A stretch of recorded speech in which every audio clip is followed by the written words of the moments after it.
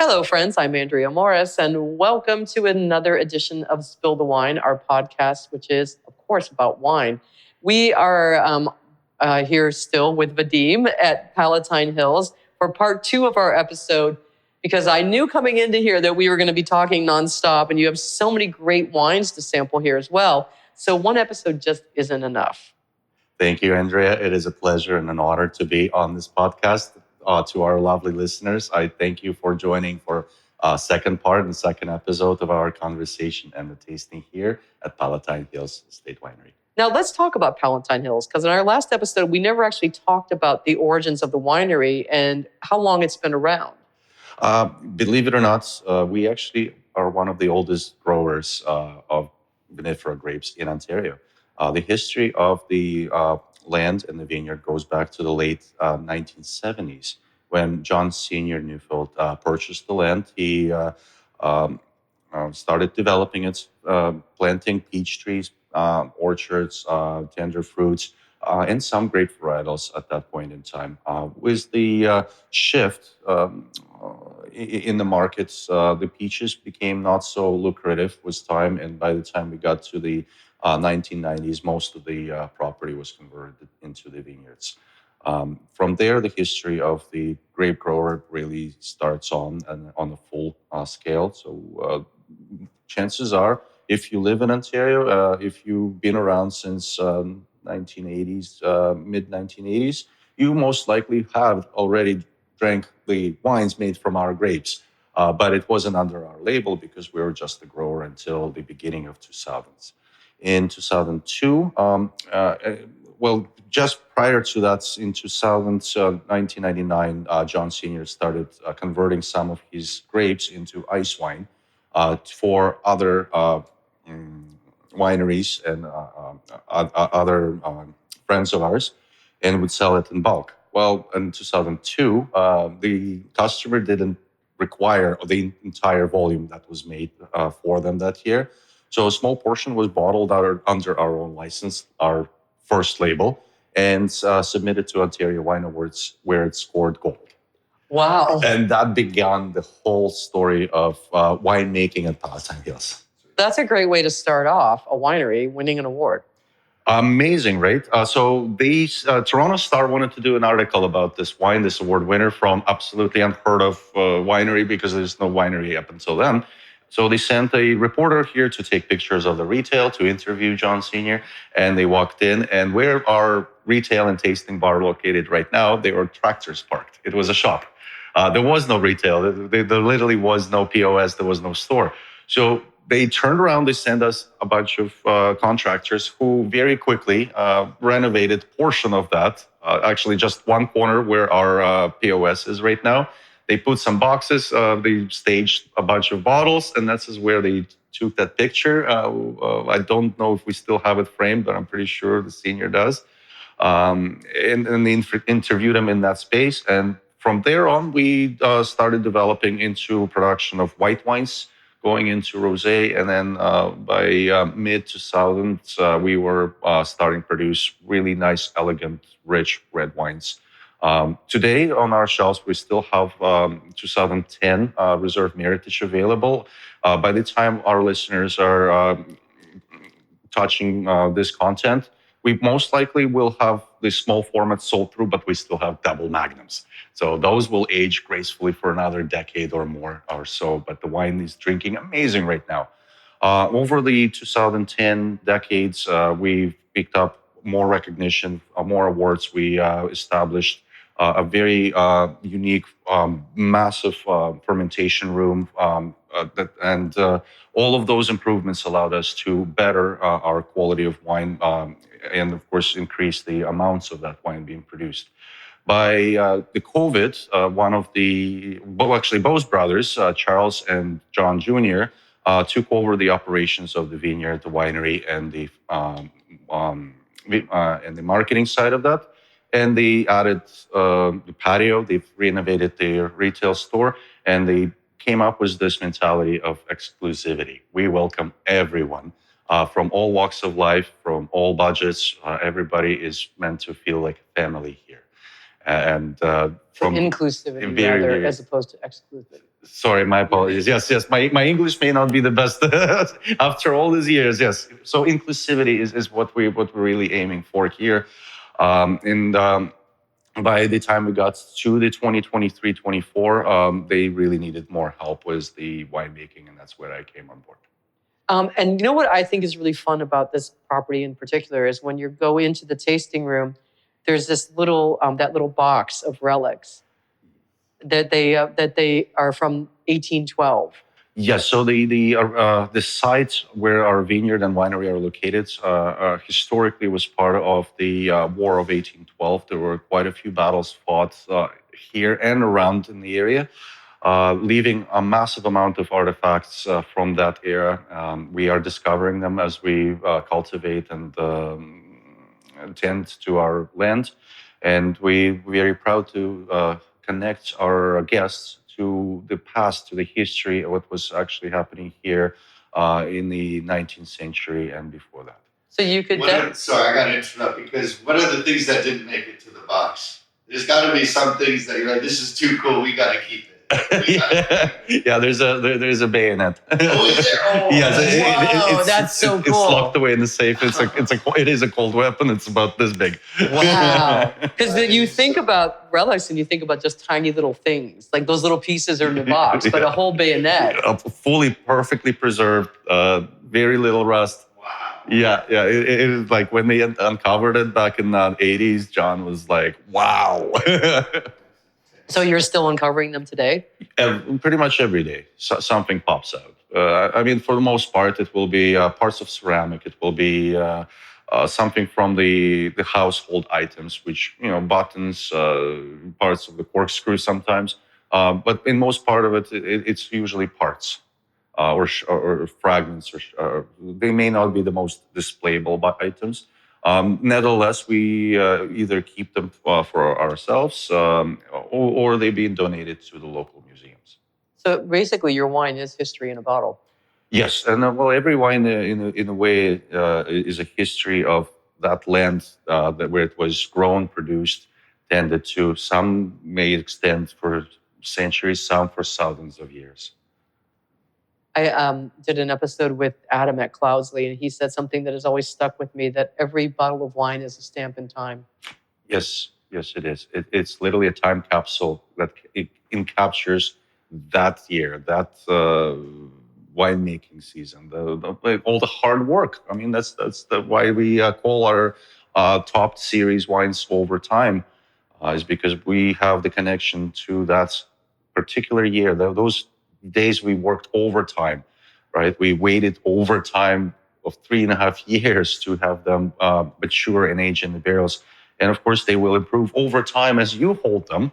And of course, over the time that you're enjoying them as friends, you hopefully are going to be enjoying a part of all of that hard work, labor, patience, but also that beautiful year that's trapped in that bottle. Which is so cool. I love that you could have a wine, same wine from one year to the next, and it never tastes the same. No, it really shouldn't, because the wine is only made once. Because the grape cannot be grown under exactly the same circumstances unless it's done in the greenhouse. And even then, you still will have some degree of variability. So for a winemaker, it's actually a sad thing, because the wine that I make, I know that I can never, ever make again. But everyone is a new challenge, so. Exactly. We talked about that in the first episode. When one door is closed, and multitude of many others is open. It's so much fun. That's why, listener, wine is such a great, it's not just drinking the wine, it's learning about it. And I think once you know about what goes into it, and even just the history of this land, you just feel so much more attached to it. Absolutely. And this is why we welcome you to email, call, walk in. We welcome everybody on a personal level to ask the questions. When we are glad to share everything that we know, what we do, and we welcome you here as part of our family. Do you find that that's unique to you in the Niagara-on-the-Lake region? Because it's different. I find visiting here, it's different than the bench on a few levels. The bigger wineries, you don't get as much of the personal touch. But I'm not saying like that's not a negative for them. It's like they have their time and place. If that's your first introduction to coming to a winery and it's massive, it's not the same as like sitting down in a place like here where you can come out and talk to people and share with them. Well, you touch on amazing and great points. I guess there is a way, a negative impact to a success as well. We were mentioning bigger wineries. Well, they weren't big all this time. They started out small and intimate as well, and they became successful. And with success comes the demand. So, of course, on the weekends, they will see elevated amount of people, which may not feel as cozy as it used to be when they were much smaller. But that is something that is part of that business. And you actually will be quite surprised that some of those big wineries will acquire or build a smaller side brand and keep the intimacy in there.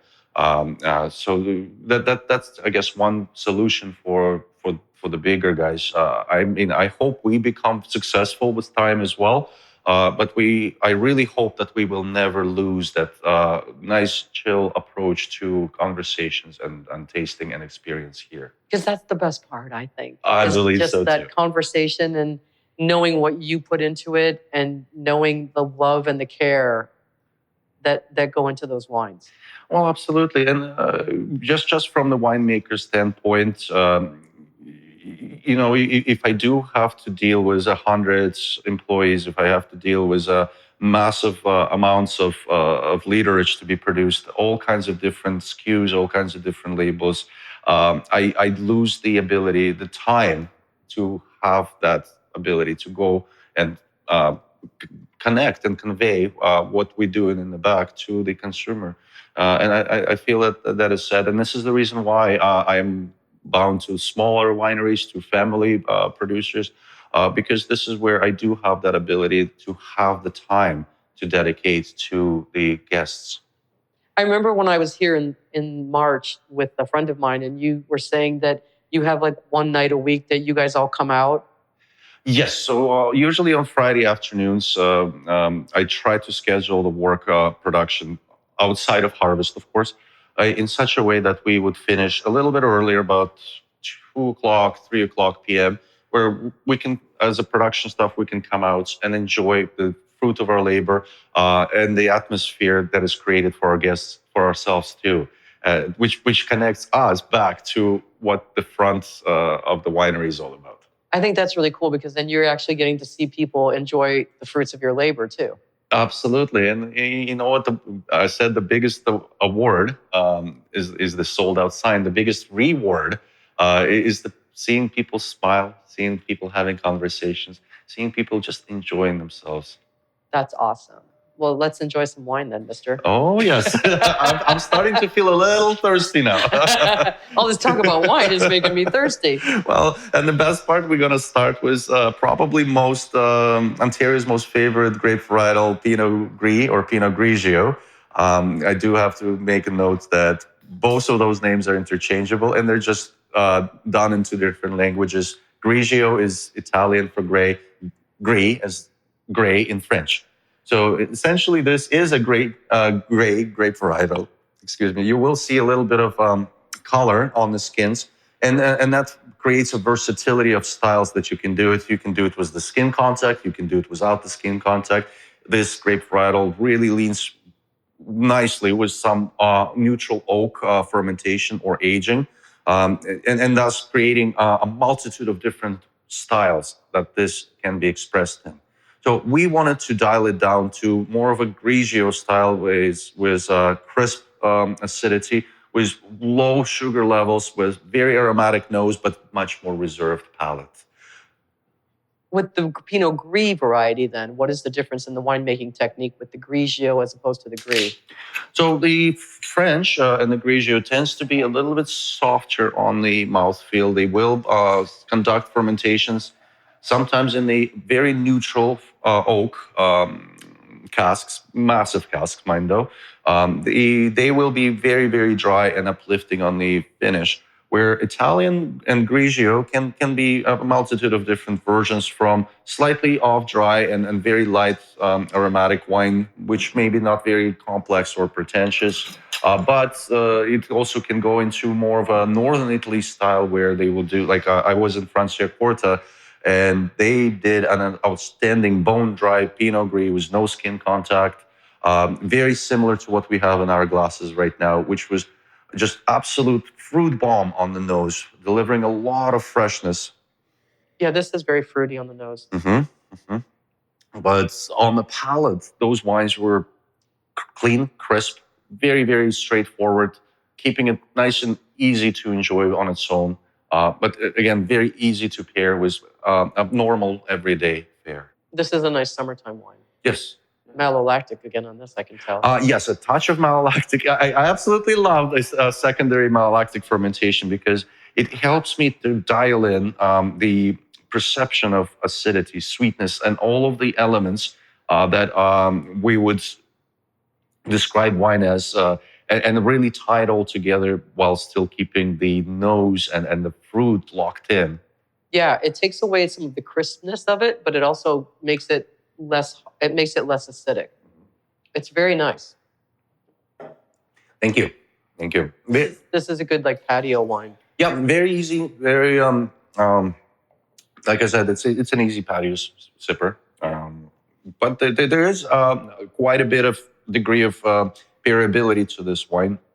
So I absolutely love anything with Parmesan because that saltiness of Parmesan actually wakes up more fruit notes on the palate, and the wine really starts to explode. You will enjoy this with lobster dishes, butter and Pinot Gris. Again, we're going to complement that nice crisp acidity with buttery characters on the lobster. I love seafood altogether, so pretty much any white fish that you can barbecue, bake, sear, this will work really, really nicely. Seafood pasta would be great. Yes. Too. Yeah. Even popcorn. Nice buttery popcorn. Yes, yeah. Watching a movie. Yep. Elevate your popcorn a little bit and throw a little bit of truffle salt or actual truffle on top of it. Oh, yes, it's dangerous. Now we're getting a little bit snooty here with our. One of the winemaker events that I've done this past summer actually featured that. Oh, that would be so good. Yeah, and it went very, very well. Everybody wanted more popcorn. I do have truffle salt at home. I'll have to. Yes. Do that. Open a bottle of this. It'll be. Movie night. Yeah, I'm a big fan of truffles, so I have it in pretty much every version that you can imagine. And thankfully, my sister is a world traveler, and she lives in Milano, so she does send me some really premium stuff. Oh, nice. Dinner at yours. All right. Yes, right at my camper. It's nice and cozy. Well, believe it or not, they actually bang out pretty good dishes out of that tiny little kitchen. It doesn't have to be a huge kitchen to make a great meal. Exactly. Yeah. No, this is a 2024 as well, the Pinot Grigio. Yes, 2024. And then the challenge there was to pick it so early that we don't over-ripen it and create, 15% white wine, but also to lose the acidity because of the heat in September. So we were very, very careful at monitoring the vineyards, making sure that we do bricks testing twice a week, opposed to our regular protocol of once a week. And we literally dialed it down to pick on Saturday morning at 6 a.m. after a whole week of work already. And you know what? I'm so glad we did, because on Monday came rain. And we all know what happens to our grapes when it starts to rain, when they're fully ripe. They start to swell up. They start to break down. And Pinot Gris or Grigio grape creates very tight bunches to begin with. If you start to increase the interberry pressure between them in clusters, it just pops. So you lose the entire crop within a matter of days. Oh my gosh. Then you're like, please don't rain. Oh, yes. We want some rain in strategic parts of the growing season. Of course, we don't want rain in the middle of January. That's not the best thing for them. Some rain is good. Complete drought is definitely not the most amazing thing for things that grow. But we also do need some periods of dry weather as well. I imagine that's the same issue with Pinot Noir as well, because that's such a difficult grape. Yeah, and that's exactly why Pinot Noir is referred to as a heartbreak grape, because You literally, over a course of one day, from morning until evening, you can go from absolutely happy, clean fruit to nothing left to pick. Oh, I've seen that happen, and that is a heartbreak. It truly is. When that happens, and you're literally watching it, and there's nothing you can do because you can't just open up umbrella over 10, 15 acre plot, let alone 100 acres. So it was a pretty sad scene to see in 2021 when rains started in the end of September and didn't let go until basically first snow in December. Yeah, that was a horrible year for grapes in this region. Yes, yeah. For majority, it was a really bad year. We did have to work extremely hard and very long hours, and then the entire harvest here happened literally within the course of 3 weeks because we brought everything in this while it was clean before we sustained any damages, and luckily we did.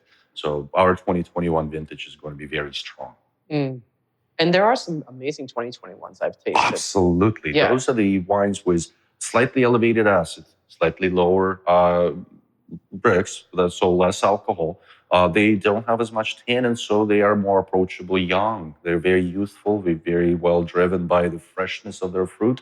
And they're very easily pairable to so many different dishes. I can continue coming back to this concept because all my life, for the majority of my enjoyment of wine or other beverages, it always was accompanied by food and family or friends, and that it was very seldom being enjoyed on its own. Although, with my feet in the pool, this Pinot Gris is also really good too. Well, I can see that. Our next wine is significantly different in color. Yes, and this is actually a very interesting style of wines, white wines. It is an orange wine, and for our listeners, orange wine is a wine which is made from white grapes, like Viogner in this example, but it's fermented and it is produced in the style that the red wines are made. So it sees the full, or in this case, full. In some cases, partial skin contact, like the red wine, it would ferment with the skins. Skins then have to be punched down into the fermenting must through the fermentation to continue extraction of flavor, thus resulting in a slightly orange hue. In some cases, it may be all the way into dark orange or even terracotta. It all depends on how long you have the skin contact through that fermentation and then further maturation period. In this case, we remove the wine off the skins after 2 weeks of fermentation and at full completion to full dryness. The result of it is a very unique Viogner style. I would describe it as a apricot juice in the glass because it literally jumps out with that character right at you. And listener, when we say orange wine, it never tastes like orange. No. It's not made from oranges. No, no. It's not made from citrus. It's a reference to the color, but... Yes. It's very floral. There's lots of complexity going on. The palate, this is where it's really going to wow you because it does have the tannins extracted from the skins. Yeah. So there's weight to this wine. There is a little bit of a bitter component to it. Not to say that it's a bad bitter, but it is complementing towards the mouthfeel of it. This would be a great wine with like a nice pork roast. Yes. Yeah, to tender meat. Duck breast would be really nice with that. Yeah, but it doesn't taste like a red wine, but it has that little bit of that... The mouthfeel, the mouthfeel of a... Yeah. Not a wine I would drink on its own. No. I would think that this is definitely a wine that you have to pair with food. Absolutely. But again, to our listeners, you enjoy your wine the way you want to enjoy it, when you want to, how you want to. That is, there's no written rules. But for ourselves here, I have to absolutely agree. This is a more complex style of a white wine that I would just enjoy on its own. I would most likely pair it. Like with a nice, big, bold red. Exactly. You really want a steak with that. Oh, exactly. when you get a big glass of Cabernet Sauvignon, you have a couple of sips, then your palate and your eyes immediately are looking, what can I bite on? Like, is there any cheese? Do I have any pate? Well, the wine is also an appetizer too. So it actually helps you digest the food as well. So it's part of the human history and human culture, all the way that we have the history. But that's why it's really fun to do those dinners with wine pairings. Oh, I love it. My most favorite. Me too, because it's really fun to see how the wine complements that dish. Absolutely. And you know what? We went a little step further with one of the wine clubs that I did a winemaker dinner for this summer. They actually paired two different wines to one dish. And they had their guests and club members vote at the end of the night, of which, and believe it or not, 50-50. Really? Pretty much on all of them, they were like 50-50. And in most cases, the spouses would go different ways. That was very interesting to see. Yes. So the men like one thing, the women like another. It's like. Well, that's exactly it. But you know what? Now they have to buy a bottle of each. But the good part, they don't have to share. Right. So it's a win-win for the winery, is that? And the consumer as well. That's awesome. Yeah. I really love those events, and I definitely welcome anybody that's listening and would like to collaborate with us. If you're a chef, if you're a wine club, if you're just a private connoisseur of wines, please reach out. We would love to do something with you. That sounds like fun. You'll have to let me know when the next one is, because I'll definitely go to that. Sounds good. Will do. All right. So are we doing another white next? Or are we moving on to something different? Well, it is a white and it is not a white. Oh, this is the best part. It's like a pink white. It's a pink white. So in front of us, the next is the white Merlot. Yes, we talked about this very briefly in our first episode. A happy accident. In fact, previous wine was also a happy accident, but we're not going back. So we were processing our Merlot grapes last harvest in 2024. And throughout the processing, we loaded the hopper. It takes about 2.5 tons. And the grapes that went in there were machine picked and they were optically sorted at the time. So very clean fruit. Guess what? The hopper breaks. And all that delicious, amazing 2.5 tons of fruit starts to juice itself under its own weight. Oh, wow. And that juice inevitably would, in the heat of the harvest of the day, would start fermenting, spontaneously, wild fermentation. So we would lose that entire hopper worth of grapes. More so, we would have to dig it out by hand. So I decided to start draining it from the bottom valve into buckets, taking 20-liter increments into a smaller tank inside. We chilled it overnight and obviously fixed the hopper, processed Merlot. And the idea was we come back in the morning, we take this juice and we transfer it back to the Merlot fermenter, and we basically marry them back together. Well, one thing that happens when you remove extra juice from the reds is you have higher ratio of skins to juice, thus making more concentrated red wine, more flavorful. The other side of it is because the juice that was removed away from the skins never had the opportunity to extract a lot of tannins from those bitter notes, what we love in the big red wine.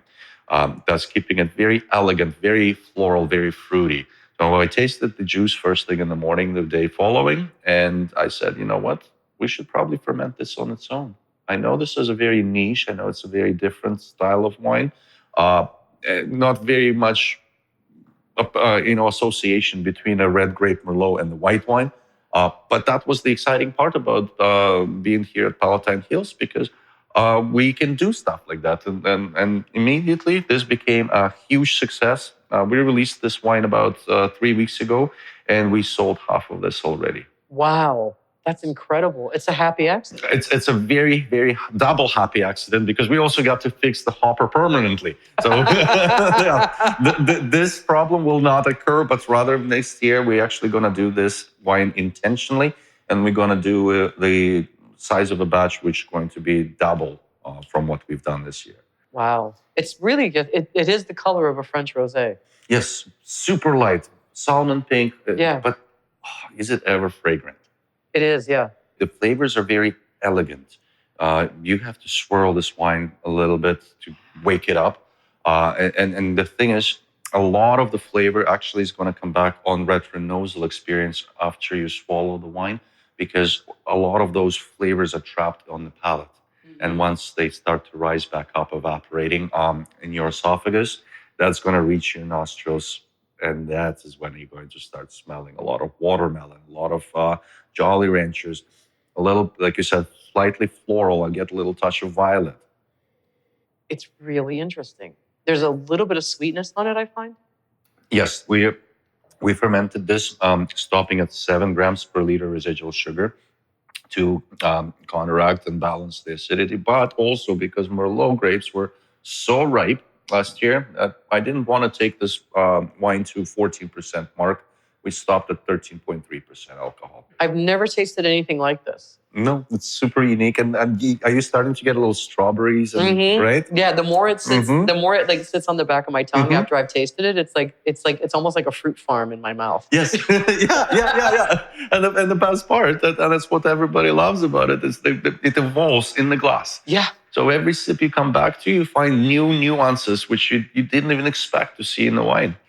So you can serve it very cold. I mean, literally sub-zero temperature, and you can mute all of that and just enjoy the nice, clean palate.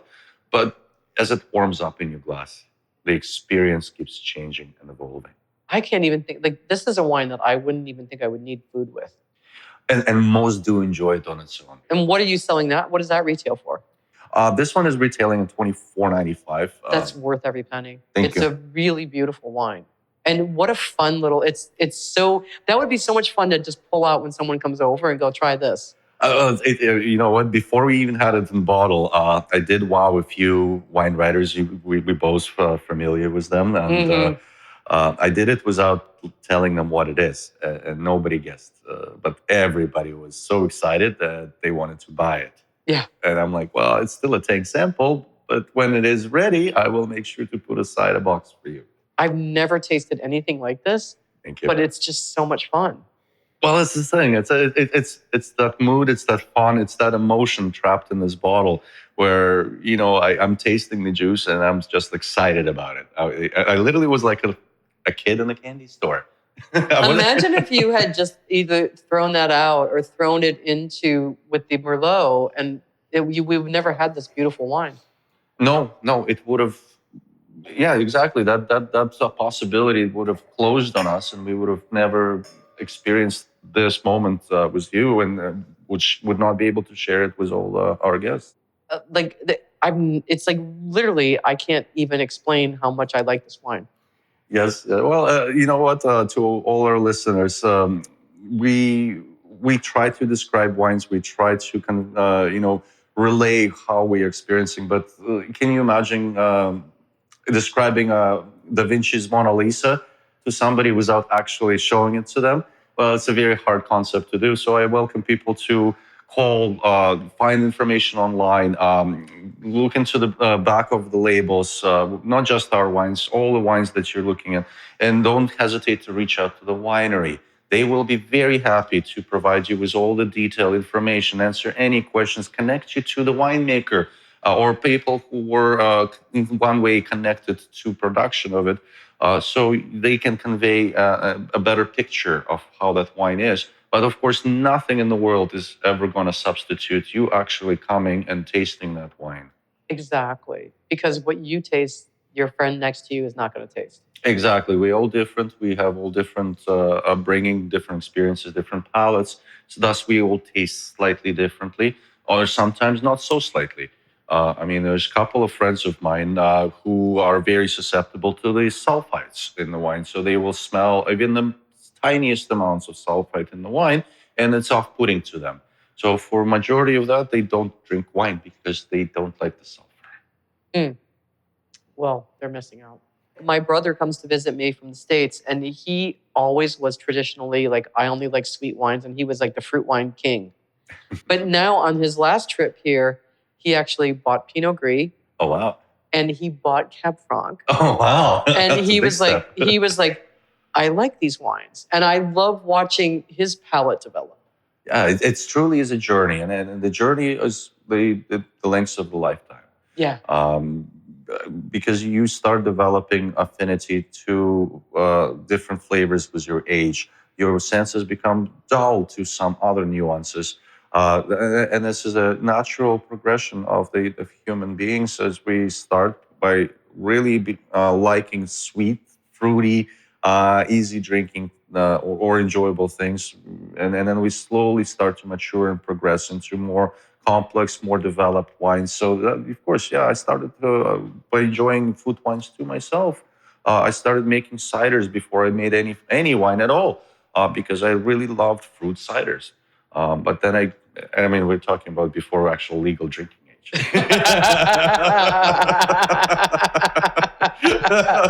So you had your little, like, you know, like we would have those chemistry sets when we were a kid. You had your winemaking kit. You're just like, yeah, I'm going to make cider. Yeah. But pretty much, yes. Because, well, you know what? When we immigrated to Canada, I was 14 years old, but I already was pretty versed in the wine and beverage world. And at that point, yes, my palate was fully developed for fruit wines. I really enjoyed raspberry ciders. That's what I made because that's what I like drinking. And I couldn't buy it because I wasn't old enough. I know the story of Eastern European in Canada is an interesting development because by the time I got to my drinking age and I was able to afford better products, my palate started to gravitate towards bolder, darker, richer red wines because I would enjoy them with the meal more often than on their own. And at this point in time, I do have to say I would prefer probably a big, bold Merlot over even a white Merlot when it comes to a dinner time. But on a patio in the middle of the day, we are recording this with beautiful sunshine peeking through the windows, overlooking the vineyards. I literally just want to have a glass of white Merlot out there. But in another month, the regular Merlot. Well, talking about the regular Merlot, I would love to introduce you and our listeners to our Overtime series. So this is the top lineup of our products here at Palatine Winery. It's a 2020 vintage Merlot, and I know how much you like Merlots. I do like Merlot. When they're bold, when they're seductive, when they're big, but not overpowering. And we will be tasting 2 Merlots today. And actually, I would love to pour you them side by side. So I love that. You can go tasting. back and forth. Yes. Yeah. They were hand-picked. They were hand-sorted under my consulting and vinified by John Jr. Neufeld. They were then aged for 3.5 years in French oak barrels. And I did mention it in the first episode. I am one of the luckiest winemakers in the province who gets to work with red wine from that vintage twice. Doing it first for Casaba. And at this time, all of those wines are sold out, unfortunately. Or fortunately, I guess that's the end goal. But I get to now do the barrel selection, fining, preparation for bottling, and actual bottling of another 2020 vintage. So these are both 2020s? Both are 2020. It was the same lot, same grape, same fermentation vessel. It was literally the same wine before it went into the barrel. It was never pressed. Only free-run wine was selected. And this is where it gets really cool because I was part of that barrel selection process. And the big difference, I'm going to pour the wines. We can start tasting them. I love that. I love that. Popping sound. Yep. We can recreate that again. And the sound of it going into the glass is also beautiful. Now look how dark that is. Oh, that's beautiful. So for the non-reserve overtime Merlot, we selected only old French oak barrels.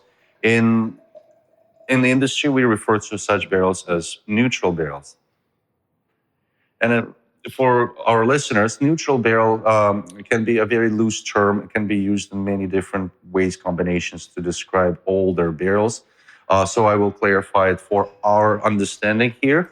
The neutral barrel I'm talking about is a barrel that was used enough time to give most of its flavor potential to wines previously, thus not having much toast oak flavors to add to this wine, thus keeping it very fruit-oriented, respectful of the original grape tannins, and not overwhelming you with the big oaky flavors. So to my palates and a lot of consumer right now, the non-reserve overtime Merlot is just the go-to wine with a little bit of decanting. It really shines with the raspberry and the chocolate and very smooth, silky tannins, long, lingering finish. And yes, you can age this wine for upwards another 5 to 6 more years. It will definitely do well. We are here in September of 2025 for our listeners. And by the time that you're coming back to this, and I hope you come back to this podcast and listen to it and share it with your friends, your family. I hope that by the time you listen to it, maybe a year and a half from now, there should still be some of this wine here at the winery, or we will have the next vintage of similar quality, similar formats wine available for you to purchase. So this one, the first one in the bottle that looks like a champagne bottle. Yes. Oh, yeah. A lot of people actually will be asking. In front of me are 2 bottles of Bordeaux style grape Merlot. One of the bottles is Burgundy bottle, which is quite contradicting for it to be. It is for a Merlot because you don't expect a Merlot to be in that type of bottle. Exactly. Well, the reason why we've made this decision is because when people cellar wines, they usually will go into the cellar in the middle of the party to grab the second, third bottle. Sometimes they don't turn on the light. Right. And they grab the bottle thinking that they grabbed the one that they wanted, just to realize that once when they uncork it, it's actually double the price. And they were saving it for a much more special occasion. So to give the consumer a clear, visible difference between a $40 bottle of wine and an $80 bottle of wine, we put the traditional Bordeaux style glass for a reserve wine, thus making the Burgundy style bottle more recognizable as a less expensive one. Gotcha. So this is the less expensive of the two. It's so fruit forward. It's like... Well, for years, Merlot, especially North America, had a stigma to it. I mean, there was a movie that... Sideways. That talked about the superiority of Pinot Noir and inferiority of Merlot. And of course, at that point in time, you remember it. I remember those days where Merlot was so overgrown in California and the warmer states. They had no idea what to do with that amount. Yeah. So it was usually done into a blend. It was slightly sweeter. It was light colored. It was almost like a blush, right? And consumer didn't really like that. We here at Palantine Hills, over 50% of our red grapes grown on the 100-acre property are Merlot. And here we have, we want to bring back the appreciation to the origin of Merlot, where it was bold, where it was really rich. It is a red wine with merit to it. And we do look back to its origin in Bordeaux, where, bigger portion of the industry there and quite a few Grand Cru vineyards are primarily based on Merlot. And people tend to think of Merlot as being very dry and very, I would say, light. Exactly. Yes. But this is not at all. No, this is the exact opposite. This is the exact opposite of what you would expect from a Merlot. Absolutely. We do have a few different components that give that perception. We are looking into 16.2% alcohol here. Okay. So extremely high accumulation of sugars for Ontario, almost unheard of. But the other side of that is because alongside with that, glycerols are created through the fermentation. And when you do have elevated sweetness, you have elevated amounts of glycerols, and your fruit was so ripe phenolically, your senses are immediately confused and triggered to believe that there might be a sweet finish to the wine, even though... But there isn't one. No, it's actually... It's not sweet at all. It's the alcohol burn with the combination of glycerol. Yeah. It's just that very fruitiness of it. Yes. So the reserve was a selection of barrels where we had 2 neutral French oak barrels, 1 neutral American oak barrel, but 500-liter pungent French oak, which was absolutely brand new. Oh. So in here, you expect bigger toast, bigger palate, way more complexity. But also, this wine is meant for long ageability. We are talking about starting from 10 years and into 2025-year mark. Really? Yes. So in 2040, this would be... This will be approaching its best, I would say, in about 15 years. It Wow. will coast there for another 5 to 6 more years, and then it will gracefully start its decline, which can last, I don't know how long.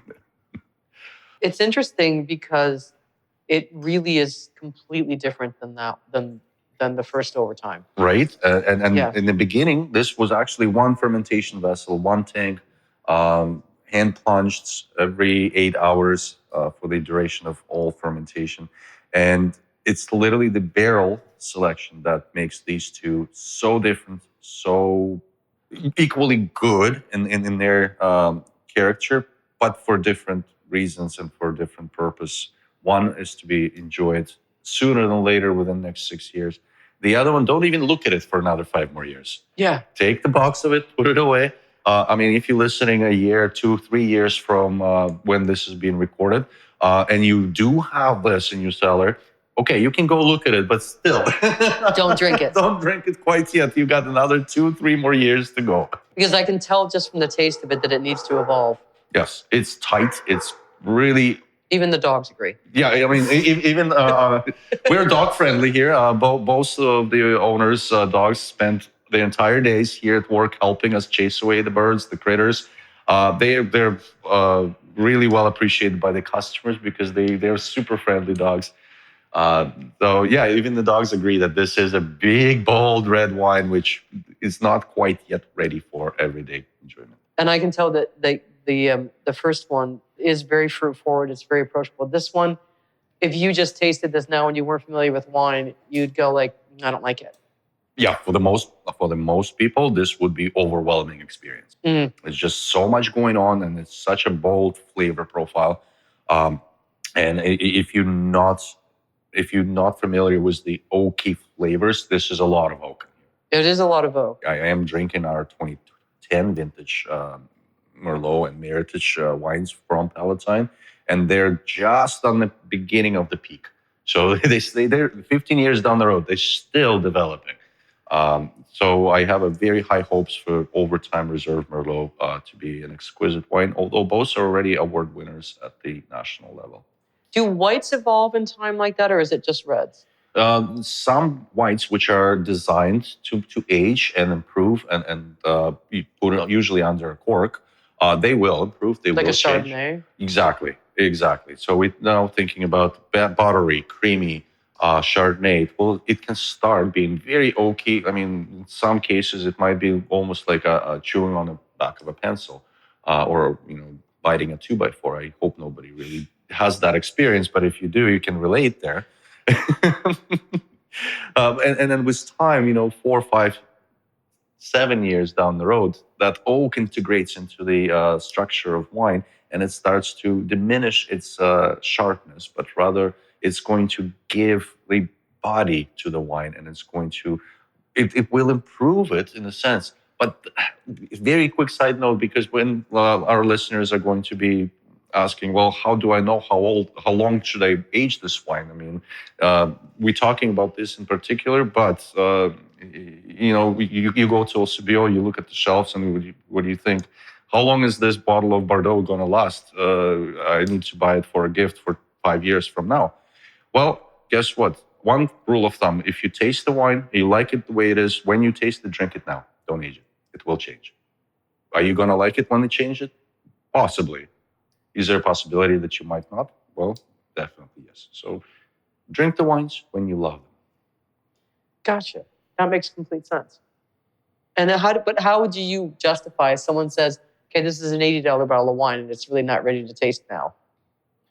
It's not ready. You could still drink it. Yeah, you absolutely. You could still drink it. It's just that I think that if you were going to drink this now, you would need to aerate it. You would aerate you would this have to, for a long decant time. it. Yeah, decant for at least 4 to 6 hours. Right. If I'm buying California or if I'm buying really big Cabernet Sauvignon, Merlot wines, I usually will pull the cork the night before. Yeah. But here's another rule of thumb: never buy it in one. Buy 2 or more. Yep. Big reason why? Well, first of all, one of the first ones could be faulted. And it does naturally happen in the wine. It does, yeah. Right, and it's very disappointing when it's a special occasion, especially if it's an intimate occasion. You create amazing atmosphere, you cook amazing dinner. Your hopes are really high now. You open this very expensive bottle you purchased, and then it's corked. Well, if you don't have a backup, well, your date is not going to be complete without the wine that you was hoping to serve. The secondary part is enjoy, grab a few bottles and start opening them over the time that you're aging them, and make notes. And the easiest way to establish how long for your palate to age each particular wine, grab a bottle, decant this, and come back to that decanter and taste it every half hour. Make notes and see how it's improving, which way it's going. Is it going in the way that's becoming better to you, or have you missed the mark and you should probably drink that decanter right now?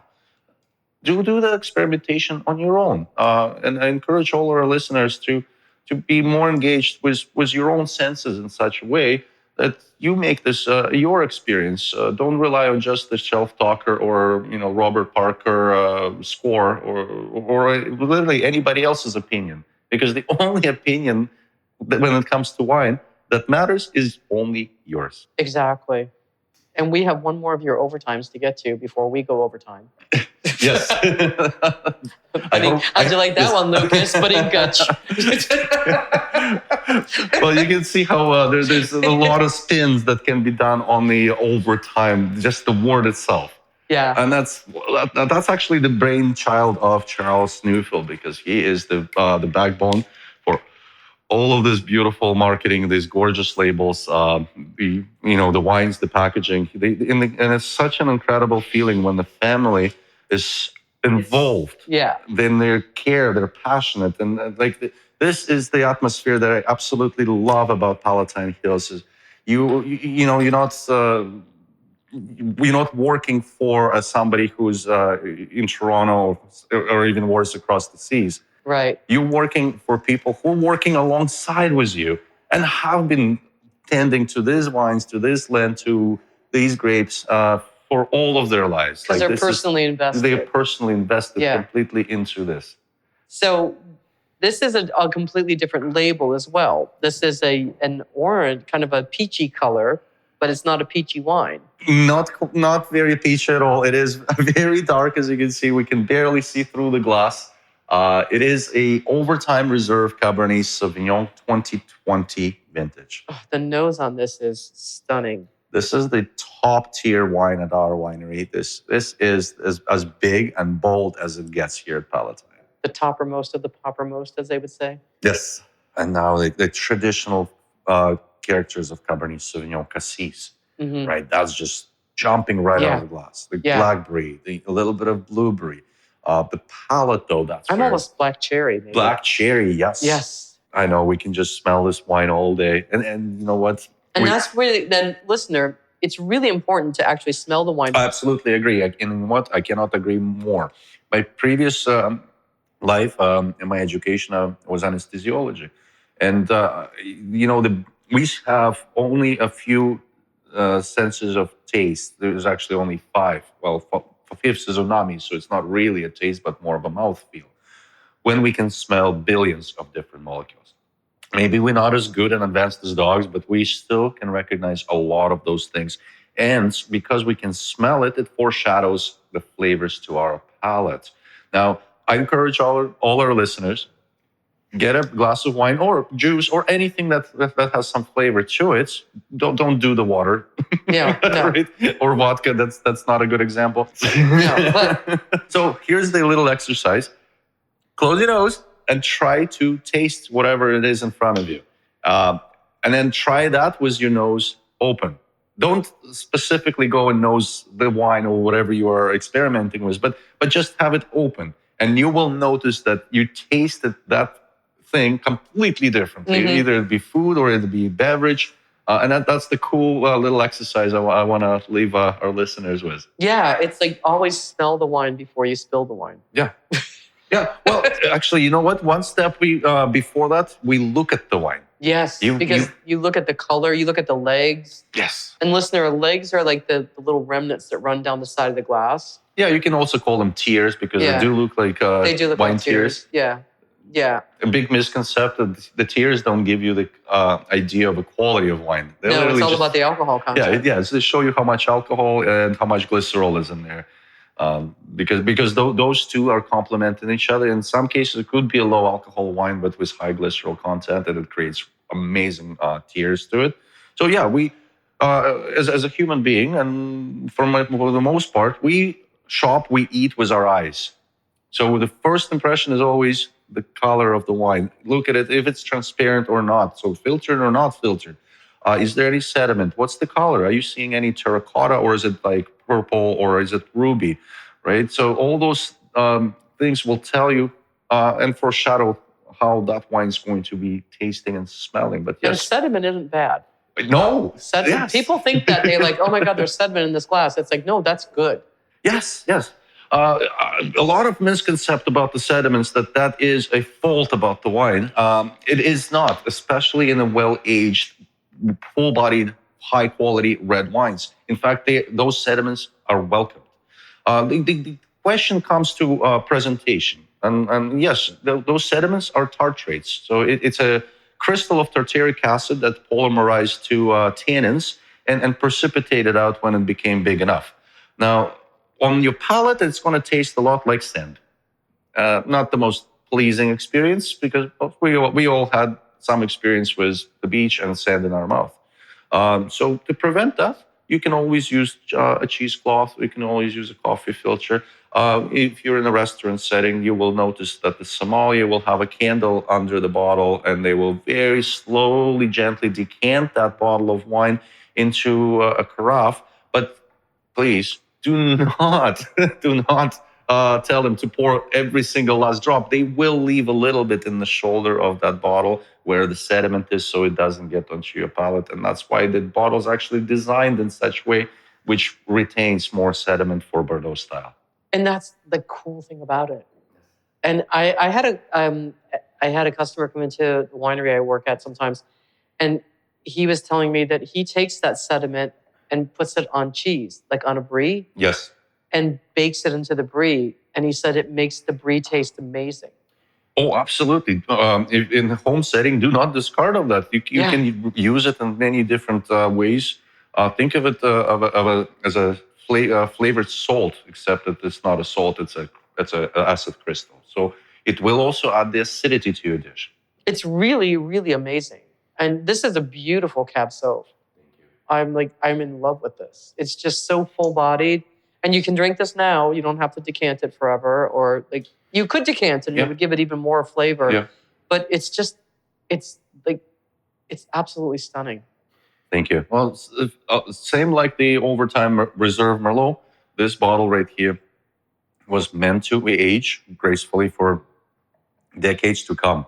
However, you're enjoying it. I actually already finished mine because I'm really enjoying the very big and tannic profile of it right now. And you know what? For years I've worked in the industry. Maybe 1 out of the 10 customers I talk to, they actually prefer young and robust and daring wines. Yeah, and this is a robust and daring wine. And I can see that if you cellared this for years, it would get better and better. But it is incredibly enjoyable right now. Well done, Vadim. I'd expected nothing less from you because I've known you for so long. But, yes, thank you very much. I'm so happy that we got a chance to talk for not just 1 but 2 episodes. Me too. It's such a great pleasure to chat with you. It is a huge honor to be in front of your audience. I hope that this episode gets played over and shared. And I greatly thank you for doing this. Well, it is my pleasure. And listener, be sure to visit our show notes because we'll have photographs of the wines, photographs of the winery. There will also be links to the website so that you can actually go on there and you can talk to Vadim yourself.